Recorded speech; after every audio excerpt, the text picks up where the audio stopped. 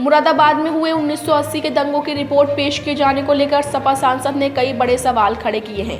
उन्होंने तत्कालीन मुस्लिम लीग के प्रदेश अध्यक्ष डॉक्टर शमीम को रिपोर्ट में दोषी बनाए जाने को भी गलत बताया है।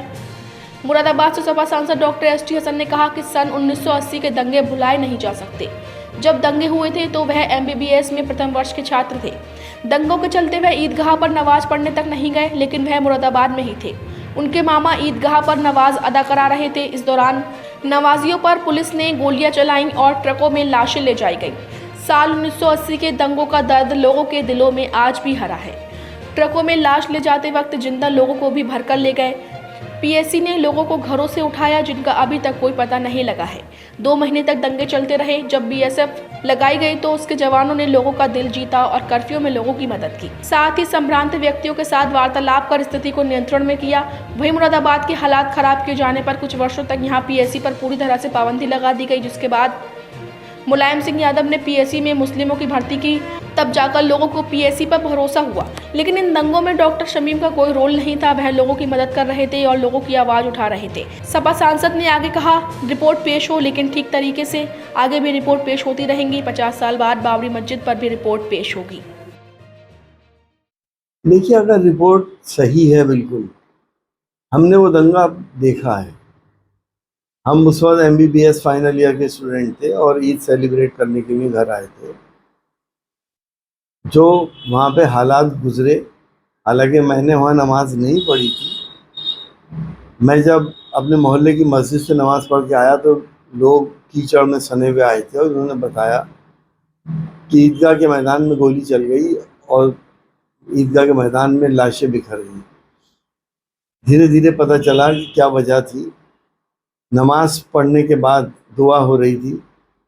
एक नजिस जानवर खंजीर सफ़ों में आ गया और कीचड़ में था, जिस पे लोगों ने एजिटेट किया। पुलिस ने उस एजिटेशन को दबाने के लिए डायरेक्ट लाठीचार्ज और फायरिंग शुरू कर दी। ना कोई आंसू गैस छोड़ी गई, ना रबर बुलेट का इस्तेमाल किया गया। मेरे सगे मामू उस वक्त नमाज पढ़ा रहे थे और उन्होंने मुझे बताया था कि बाद में ट्रकों के अंदर लाशें गई। और एक बहुत ही दर्दनाक वाक़या उन्होंने बताया कि एक आदमी जिसकी टांग में गोली लगी थी और वो इमाम साहब से हाथ जोड़ के कह रहा था कि इमाम साहब मुझे बचा लो, ये मुझे लाशों में लिए जा रहे हैं। इमाम साहब ने टांग पकड़ के उसको बाहर निकालने की कोशिश करी तो PSC वाले ने उनके भी अपने बंदूक की बट मारी, लेकिन उन्होंने टांग नहीं छोड़ी और उसकी टांग इमाम साहब के जुब्बे के ऊपर आके टकराई और उनकी जुब्बे के ऊपर भी खून का धब्बा, बड़ा सा धब्बा, जो सारे मीडिया ने उस वक्त के मीडिया ने दिखाया था, अखबारों में भी आया था। लोगों ने तैश में आकर, आक्रोश में आकर गल शहीद की चौकी में आग लगा दी थी और तोड़फोड़ करी। लेकिन उसके बाद जो PSC ने करा वो बहुत भयानक था। जिस घर में PSC घुस गई उसको बर्बाद कर दिया। लोगों को जहाँ जिसको ले गए उसमें बहुत से लोग आज तक वापस नहीं लौटे। बहुत दर्दनाक और बहुत दर्द भरी दास्तानें हैं। कैसे कैसे वो फसाद आगे बढ़ता गया। लेकिन जब BSF आई, BSF ने लोगों के दिल जीतने की कोशिश करी और BSF ने हिंदू मुसलमान सबके ज़ख्मों पे मरहम रखा। किसी को कर्फ्यू के अंदर सब्ज़ी ला के दी, किसी को दूध ला के दिया। संभ्रांत नागरिकों को बिठाकर एक साथ इंटरेक्शन कराया और दंगा ख़त्म हुआ। 2 महीने तक दंगा चला। इमाम साहब ने ये डिमांड करी प्राइम मिनिस्टर इंदिरा गांधी से कि PSC मुरादाबाद के अंदर ना लगाई जाए और उन्होंने मानी। बहुत दिन तक लगी भी नहीं।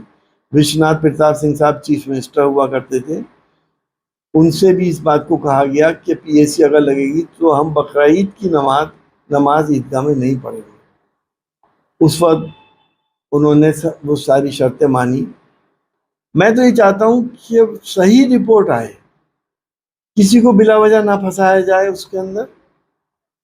और अब तो 42-43 साल हो गए, अब मैं क्या डिमांड करूं कि साहब उन लोगों को सज़ा मिले जिन्होंने गोली चलाई थी। एक भी PSC के या पुलिस के आदमी के ऊपर कोई एक्शन नहीं हुआ।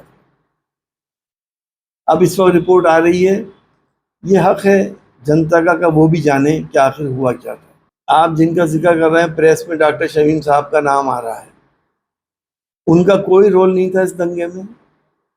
आप अपने दिमाग से सोचिए, क्या सुअर से उन्होंने कह दिया था कि सफ़ों में घुस जाए?